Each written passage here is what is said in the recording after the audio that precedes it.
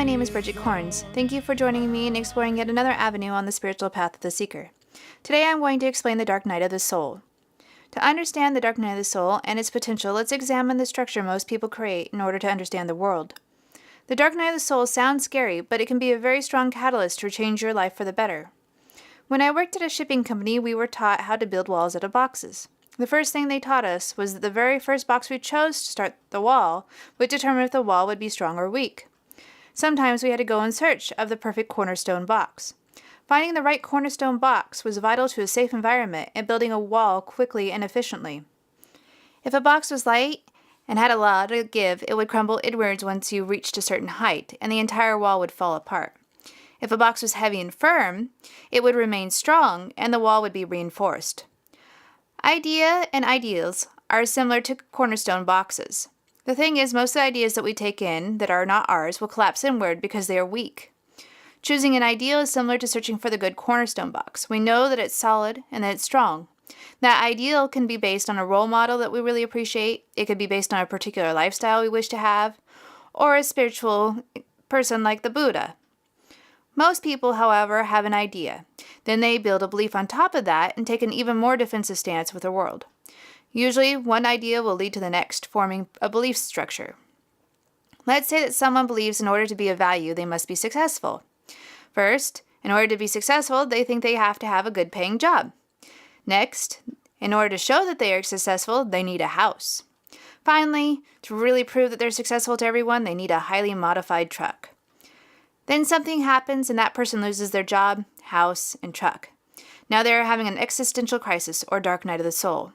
They question the very nature of their life, reality, the purpose of life, and they might fall into a deep depression. Yet there is a great deal of hope in this moment and a reason for it, even though it's not immediately obvious. This is a very old concept. We can see it demonstrated with the Tower card in Tarot. We know that the Tarot comes from the Middle Ages. Although the structure of the tower has been destroyed and the two people falling from the tower seem to be terrified, it's actually a very positive sign. With the breakdown of the structures we think the world should take based on the ideas we accept to be true, we can be open to new ideas. At this point, we are offered a choice. We can choose to rebuild the image in our minds of how we think the world should be, trying to force our will onto creation, or we can accept being co-creators, allowing everything to occur and flow naturally. A cornerstone or structure through which you view reality is not needed at all. There is no formula for happiness.